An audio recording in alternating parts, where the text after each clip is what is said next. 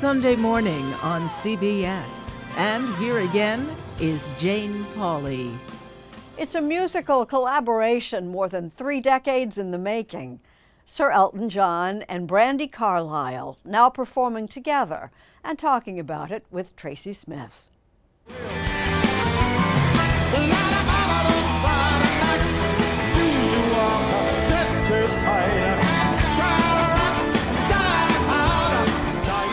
Sir Elton John has millions of fans all over the world, but few of them as devoted as a young girl who first heard his music more than 30 years ago.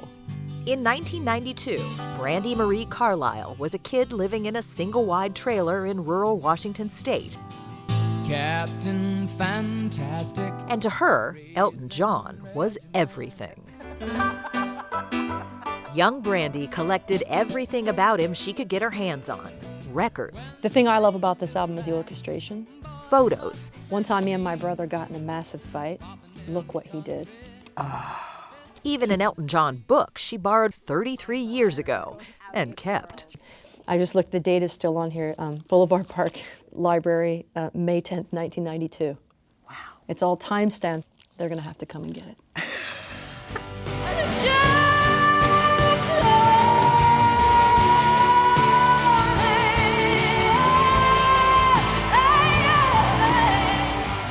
Of course, little Brandi is now music superstar Brandi Carlile.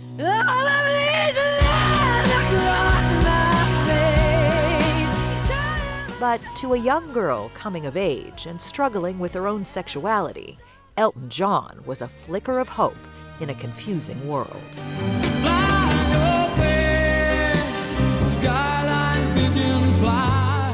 She loved him and said so in writing. This is an entire page covered front to back, and it says nothing but I love Elton John. How old do you think you were? 11, 12. It's insane. I look at it now. I just can't believe what happened in my life to get me to where I am now. It's such a strange thing. It makes you wonder. It just makes you wonder. I do love Elton John. As a kid, she never dreamed she'd actually get to meet him one day. But sometimes dreams have a funny way of coming true. Ladies and gentlemen, Brandi Carlile. Now they're not only friends, but collaborators. It's much too late.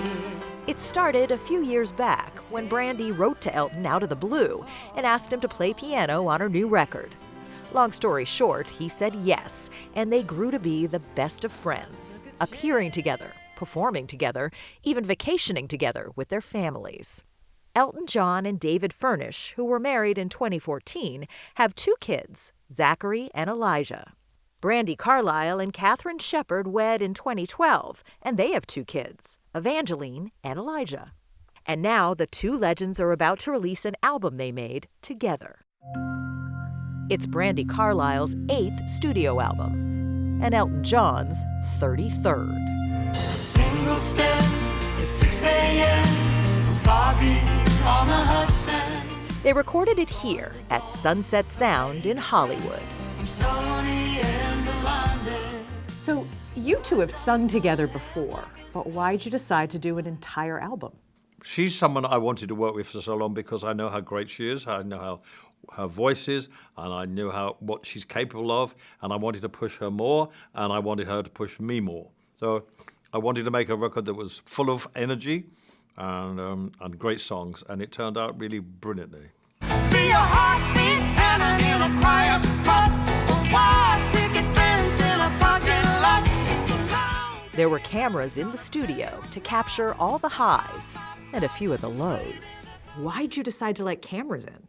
I didn't even think of them being there. Yeah, I never saw one. It was never a conscious thing that they were there. I haven't really seen the footage, but a lot of people say it's really, really very moving. So, and a lot of my behavior is not so moving. The chorus. Okay, I was a nightmare. You might just keep it. Dude, Well, I'm just nightmare. It got tense at times, but for Brandi, it was still the greatest show on earth. It really felt like I was watching Mozart or like one of the great composers. Stream of consciousness through their entire body create music in a way that I've never seen. And I was so close. I was like, I had the front row seat. This is one of the greatest musical experiences of my life. It's never happened to me in my whole career. The fact that Elton got through the recording process at all is remarkable. It's never too late. For the past year, he's been fighting a severe eye infection that's left him nearly blind. But he says that, all things considered, he's doing all right. Medically, I'm fit as I've ever been. I have checkups every month. But the eyesight thing is a bit of a bind because I haven't been able to watch anything for about 7 months. I haven't been able to read. I haven't been able to watch television or anything. But you know what? I've come to the conclusion that if we can't find a solution to it, and this is what it's like for the rest of my life, then I'm okay. I can still play the piano. I can still sing, which is a gift. My life's fantastic. It's still the greatest gift that anyone could have. When this whole world is done with me,